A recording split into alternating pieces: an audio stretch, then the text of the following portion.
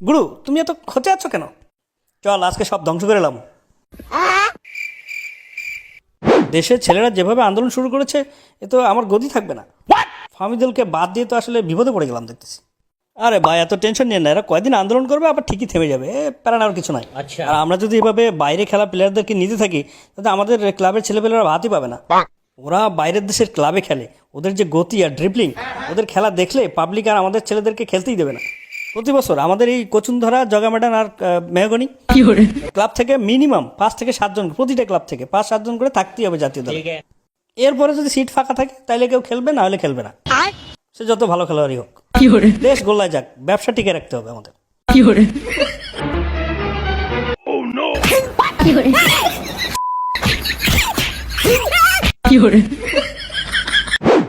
গুরু আপনি এখানে? আমাকে বললেই তো আমি চলে আসতাম। আচ্ছা। তুমি তো এখন আসমানের চাঁদ হইয়া গেছো। গুরু কি যে বলেন, তোমার ক্রীড়ামন্ত্রী বানাইছে কি? তুমি ক্রীড়ামন্ত্রী হইয়া কি বাল ফলাইতেছো?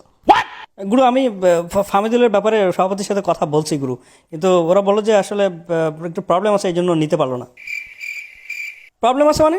প্রবলেম আছে বললো আর তুমি চলে আসলা? তুমি কি নির্বাচিত সরকার? তুমি হইলা বিপ্লবী সরকার, তুমি ফাটাকেস্টের মতো তুমি কাজ করবা। তোমার এই ফুটবল টিমে যে 28 জনের নাম ওরা দিছে, ওরা কিসের ভিত্তিতে এই নামটা দিছে? তুমি কি এগুলো যাচাই বাছাই করছো? বিভিন্ন ক্লাবের বেঞ্চের প্লেয়ারদের যাদের একটা অ্যাসিস্ট পর্যন্ত নাই, তারাও ন্যাশনাল টিমে চান্স পেয়ে বসে আছে। তুমি কি এগুলো দেখছো?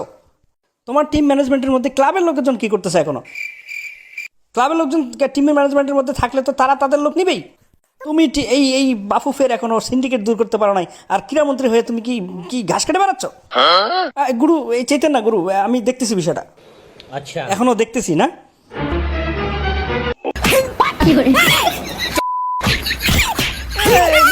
গুরু, ও মা গো, গুরু মেরে থেতো করে দিয়েছে বাড়া। গুরু এবার কার পালা?